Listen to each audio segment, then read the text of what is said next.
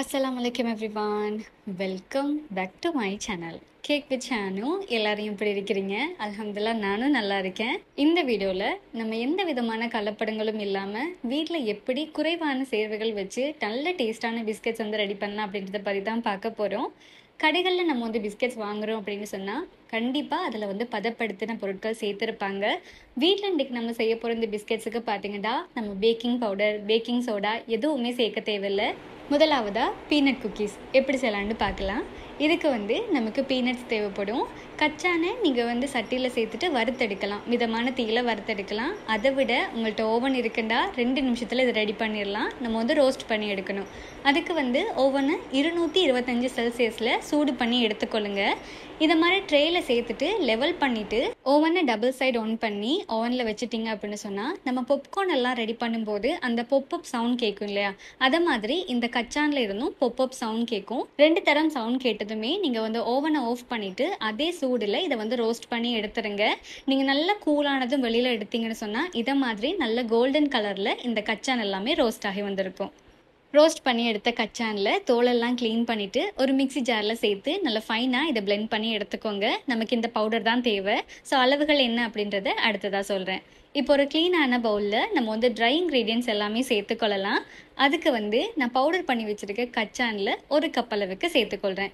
இதுக்கு நீங்கள் எந்த கப்னாலும் எடுக்கலாம் மெஷர் பண்ணுறதுக்கு. இப்போ இதில் 1 கப் அளவுக்கு கோதுமை சேர்த்துக்கொள்ள போகிறோம். நீங்கள் எந்த கப்பால் கச்சான் அளந்து எடுத்தீங்களோ அதே கப்பால் கோதுமை மாவும் சேர்த்துக்கோங்க. இப்போ அடுத்ததான் நம்ம இதில் சீனி சேர்க்க போகிறோம். நான் இன்றைக்கி சீனிக்கு பார்த்தீங்கன்னா ப்ரௌன் சுகர் தான் யூஸ் பண்ண போகிறேன். நீங்கள் தாராளமாக ஒயிட் சுகர் யூஸ் பண்ணலாம். எதனாலும் 1 கப் அளவுக்கு அளந்து எடுத்துட்டு இதை பவுடர் பண்ணி எடுத்துக்கோங்க. 1 கப் அளவு சீனியை நம்ம அளந்தெடுக்கணும். இப்போ சீனியை நல்ல ஃபைன் பவுடர் ஆக்கிட்டு நம்ம இதில் சேர்த்துக்கொள்ளலாம். இதில் சரியான அளவுகள் சொல்ல போனால் 1:1:1:1. ஸோ 4 இன்க்ரீடியன்ட் நம்ம சேர்க்க போகிறோம். 4மே நம்ம ஒரே கப்பால் ஒரு கப்பாக சேர்க்க போகிறோம். இப்போ இந்த ட்ரை இன்க்ரீடியன்ட்ஸ் எல்லாத்தையுமே நம்ம நல்லா மிக்ஸ் பண்ணி எடுத்துக்கொள்ளலாம். இதில் நீங்கள் பேக்கிங் பவுடர், பேக்கிங் சோடா எதுவுமே சேர்க்க தேவையில்ல. அவ்வளவுதான், ட்ரை இன்க்ரீடியன்ட்ஸ் ரெடி ஆகிட்டு இப்போ நம்ம இதில் ஆயில் சேர்க்க போகிறோம். எந்த கப்பால் நம்ம மாவெல்லாம் அளந்து எடுத்தோமோ அதே கப்பால் 1 கப் அளவுக்கு ஆயில் சேர்த்து நம்ம பிசைஞ்செடுக்கணும்.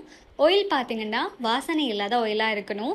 இப்போ தேங்காய் எண்ணெயெலாம் நம்ம சேர்த்துட்டோம்னா குக்கியில் அந்த தேங்காய் எண்ணெயோட ஸ்மெல் தான் இருக்கும். அதனால் நீங்கள் உங்களோட வீட்டில் நீங்கள் சாதாரணமாக யூஸ் பண்ணுற வெஜிடபிள் ஆயில், அப்படி இல்லைண்டா பாம் ஆயில், அப்படி இல்லைண்டா சன்ஃப்ளவர் ஆயில், இந்த 3ல் ஏதாச்சும் ஒன்று சேர்க்கலாம். அப்படி இல்லைண்டா நீங்கள் பட்டரை மெல்ட் பண்ணிவிட்டு சேர்த்துக்கொள்ளலாம். அதுவும் 1 கப் அளவுக்கு தான் நீங்கள் சேர்க்கணும். நீங்கள் பட்டரை மெல்ட் பண்ணுறதுக்கு பதிலாக நல்ல சாஃப்டான பட்டர் 1 கப் அளவு எடுக்கிறீங்கன்னு சொன்னால் அதையும் இதோட சேர்த்து பிசைஞ்சிட்டு நீங்கள் இந்த டோவை ரெடி பண்ணி எடுத்துக்கொள்ளலாம். இந்த மாதிரி கையால் பிடிச்சி பார்த்தீங்கன்னு சொன்னால் ஒரு ஷேப் பிடிபடணும். அதுவும் வெடிப்புகள் இல்லாமல் இருக்கணும். இந்த மாதிரி இருந்தாலே இந்த டோ பர்ஃபெக்டாக இருக்குன்னு அர்த்தம். நம்ம கச்சான் சேர்த்துருக்கிறதுனால ஆயில் 1 கப்பையும் அப்படியே சேர்த்துடாமல் கொஞ்சம் கொஞ்சமாக சேர்த்து தான் இந்த பதத்துக்கு எடுக்கணும். சில நேரம் அதிகமாக நீங்கள் கச்சான பவுடர் பண்ணிட்டீங்கன்னு சொன்னால் அந்த பவுடர் கரைஞ்சி போயிடும். ஆயிலோட தேவை நமக்கு குறைய தான் இருக்கும். ஸோ அதனால் கொஞ்சம் கொஞ்சமாக ஆயிலை சேர்த்து மிக்ஸ் பண்ணி எடுத்துக்கோங்க. இப்போ இதை கையாலேயே ஒரு சின்ன சின்ன உருண்டைகளாக எடுத்து அதை தட்டி குக்கியோட ஷேப்புக்கு எடுத்துக்கொள்கிறேன். நீங்கள் இந்த ஷேப்ஸுக்கு விரும்பின மாதிரி டிசைன்ஸும் கொடுக்கலாம். இந்த மாதிரி மீடியம் சைஸில் இந்த குக்கி எல்லாத்தையுமே ரெடி பண்ணிட்டேன். பேக் பண்ணும்போது இன்னும் கொஞ்சம் கூட பெருசாகி வரும். அதே மாதிரி இந்த 1 கப் அளவில் நான் அளந்தெடுத்து பண்ணின இந்த குக்கீஸ் பார்த்தீங்கன்னா மொத்தமாக 35 அளவுக்கு எனக்கு கிடச்சிருந்துச்சு. இப்போ இந்த குக்கீஸ் எல்லாமே பிளெயினாக இருக்குது அப்படின்றதுனால மேலால் நான் ½ பீனட் மட்டும் வைக்கிறேன். ஸோ நீங்கள் விரும்பினா பீனட்ஸை நல்லா க்ரஷ் பண்ணிவிட்டு அது இதுக்கு மேலால் சேர்த்துக்கொள்ளலாம். இப்போ இந்த குக்கீஸ் எல்லாத்தையுமே ஓவனில் 180 செல்சியஸில் சரியாக 10லேருந்து 12 நிமிஷம் வரைக்கும் நம்ம பேக் பண்ணி எடுத்துக்கொள்ளணும். அடுப்பில் இதை எப்படி பேக் பண்ணலாம் அப்படின்றத ஏற்கனவே நான் சில வீடியோஸில் உங்களுக்காக ஷேர் பண்ணியிருக்கிறேன். இந்த குக்கி பேக் ஆகிட்டா அப்படின்றத பார்க்குறதுக்கு இதை மாதிரி நீங்கள் பண்ணினீங்கன்னா அந்த பேக்கிங் பேப்பர்லேருந்து ரிமூவ் ஆகி வரும். நீங்கள் பிளெயினாக தட்டில் ஆயில் பூசி வச்சாலும் இந்த மாதிரி வரும். நீங்கள் ஆரம்பத்தில் தொடும்போது குக்கீஸ் நல்லா சாஃப்டாக இருக்கும். சூடாகினதும் அதுக்கான கரெக்ட் டெக்ஸ்சரில் அது வந்துடும். குக்கி அதிகம் கலர் சேஞ்ச் ஆகக்கூடாது. இதை மாதிரி நம்ம வைக்கும்போது என்ன மாதிரி அந்த லேசான கலர் இருந்துச்சோ அதே கலரில் தான் இருக்கணும். அப்படி இருந்தால் தான் இந்த குக்கி நல்ல டேஸ்ட்டாக இருக்கும். ட்ரை பண்ணி பாருங்கள். இது என்னோட ஒரு ஃபேவரட்டான குக்கி ரெசிபி. கண்டிப்பாக உங்களுக்கும் இந்த ரெசிபி பர்ஃபெக்டாக வரும். இந்த குக்கி எல்லாத்தையுமே நல்ல சூடாறினதும் ஒரு ஏர்டைட்டான கண்டெய்னரில் சேர்த்து மூடி வைக்கிறீங்க அப்படின்னு சொன்னால் 1 மாதம் வரைக்கும் நீங்கள் வச்சு சாப்பிடலாம். இப்போ அடுத்ததா நம்ம பண்ண போறது, நம்ம எல்லாருக்குமே புடிச்ச நெய் ஞானக்கத்தா மாதிரியே அதில டெக்ஸ்சர்ல இருக்கக்கூடிய இன்னொரு சிம்பிளான குக்கி. இந்த குக்கிய நீங்க ரெடி பண்றதுக்கு எந்த கப்ஸ்ல வேணாலும் இன்கிரீடியன்ட்ஸ அளந்து எடுத்துக்கொள்ளலாம். நான் இதில நம்ம வீட்ல சாதாரணமா யூஸ் பண்ற கிளாஸ் மூலமா அளந்து காட்டுறேன். 2 கிளாஸ் வரைக்கும் நான் கோதுமை சேர்த்துக்கொள்றேன். இப்ப அதே கிளாஸால 1 கிளாஸ் அளவுக்கு நான் சீனி அளந்தெடுத்து இத பவுடர் பண்ணி எடுத்துக்கொள்றேன். 2 கிளாஸ் அளவுக்கு நம்ம மாவு எடுக்கும்போது, அதில அரைவாசி 1 கிளாஸ் அளவுக்கு தான் நம்ம சீனி எடுக்கணும். அதே அளவு 1 கிளாஸ் தான் நம்ம ஆயிலும் எடுக்கணும். அதுதான் இந்த பிஸ்கட்டோட ரேஷியோ. இப்போ 1 கிளாஸ் அளவு சீனிய அளந்தெடுத்து, அத பவுடர் பண்ணி இதில சேர்த்துட்டு, ட்ரை இன்கிரீடியன்ட்ஸ் எல்லாத்தையுமே நல்லா மிக்ஸ் பண்ணி எடுத்துக்கொள்றேன். மிக்ஸ் பண்ணி எடுத்ததும், இந்த கிளாஸால நான் வந்து 1 கிளாஸ் அளவுக்கு ஆயில் எடுத்து, இதோட சேர்த்து பிசைஞ்சு எடுக்க போறேன். ஆயில வந்து கொஞ்சம் கொஞ்சமா சேர்த்து மிக்ஸ் பண்ணி எடுத்துக்கோங்க. சில நேரம் வந்து நம்ம மிக்ஸ் பண்ணும்போது, சீனி நல்ல பவுடர் ஆகிட்டு அப்படின்னா, அது குயிக்கா கரைஞ்சிரும். கொஞ்சம் கொஞ்சமா நம்ம சேர்த்து வந்து மிக்ஸ் பண்ணி எடுக்கும்போது, ஆயில்ட அளவு சில நேரங்கள்ல நமக்கு குறைவாவும் தேவைப்படலாம். அதனால ஆரம்பத்திலேயே கொஞ்சம் கொஞ்சமா சேர்த்து பிசைஞ்சு எடுத்துக்கோங்க. இப்ப நான் பிசைஞ்சு எடுக்கும்போது, இந்த ஒரு கிளாஸ்ல 2 டேபிள் ஸ்பூன் அளவுக்கு எனக்கு குறைவா தான் தேவைப்பட்டுச்சு. இந்த மாதிரி பிசைஞ்சு எடுத்துட்டு, கையால ஒரு ஷேப் பண்ணி பாருங்க. ஓரங்கள் வந்து வெடிக்காம வரணும். அந்த மாதிரி இருந்தா தான் இந்த டோ வந்து பெர்ஃபெக்ட்டா இருக்குன்னு அர்த்தம். இனி நமக்கு புடிச்ச மாதிரி விரும்பின ஷேப்ஸ்ல வந்து இத ரெடி பண்ணி எடுத்துக்கொள்ளலாம். இந்த குக்கீஸ் எல்லாத்தையுமே நீங்க நெய் ஃப்ளேவர்ல நெய் ஞானக்கத்தா மாதிரி பண்ண போறீங்க அப்படின்னு சொன்னா, 1 கிளாஸ் அளவுக்கு நல்லா உருக்கி எடுத்து நெய் சேர்த்துக்கோங்க. அந்த மாதிரி சேர்த்தீங்கன்னா, நெய் பிஸ்கெட்ஸ் மாதிரியே இருக்கும். இந்த எல்லா குக்கீஸும் ஒரே அளவுல வாரத்துக்கு நீங்க 1 டேபிள் ஸ்பூன் யூஸ் பண்ணி அளவு எடுத்துக்கொள்ளலாம். நான் இந்த கை அளவுலயே எடுத்து இத மாதிரி பிடிச்சு எடுத்துக்கொள்றேன். இந்த மாதிரி நீங்க உருண்டையாக்கிட்டு தட்டும்போது ஓரங்கள்ல வெடிப்புகள் இல்லாத மாதிரி பார்த்துக்கோங்க. நான் இந்த குக்கீஸ பிளெயினா தான் பண்ணியிருக்கிறேன். நீங்க இதுக்கு மேல கொஞ்சம் கார்னிஷிங்க்கு ஏதாவது சேர்க்க போறீங்கன்னு சொன்னா, சாப் பண்ண நட்ஸ் சேர்க்கலாம். அப்படி இல்லன்னா டியூட்டி ஃப்ரூட்டி சேர்க்கலாம். அப்படி இல்லைண்டா இந்த பிளெயின் குக்கீஸை இன்னும் கொஞ்சம் டேஸ்ட் கூட்டுறதுக்காக நீங்கள் வந்து லேசாக வறுத்தெடுத்த தேங்காய் பூ சேர்த்துக்கொள்ளலாம். அது இன்னும் நல்ல டேஸ்ட்டாக இருக்கும். இப்போ இந்த குக்கீஸையும் ஓவனில் 180 செல்சியஸில் சரியாக 10லிருந்து 12 நிமிஷம் வரைக்கும் நான் பேக் பண்ணி எடுத்திருந்தேன். பார்த்தீங்கன்னா இதை மாதிரி நல்ல பர்ஃபெக்டாக இந்த குக்கீஸ் ரெடியாக இருக்கும். இந்த குக்கி வந்து அதிகம் டார்க்கான கலரில் போயிடக்கூடாது. நம்ம என்ன மாதிரி வச்சோமோ அதே கலரில் தான் இந்த குக்கீஸ் இருக்கணும். குக்கீஸ் வந்து பேக் ஆகிட்டா அப்படின்றத பார்க்குறதுக்கு கையால் இதை மாதிரி நகர்த்தினீங்க அப்படின்னு சொன்னால் அது ஈஸியாக அசையணும். ஸோ இந்த மாதிரி வந்தாலே இது பேக் ஆகிட்டுன்னு அர்த்தம்.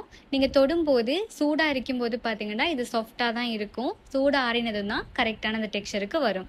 இப்போ இதையும் நம்ம வந்து ஏர்டைட்டான கண்டெய்னரில் சேர்த்தோம் அப்படின்னு சொன்னால் 1 மாதம் வரைக்கும் வச்சு சாப்பிடக்கூடியதாக இருக்கும்.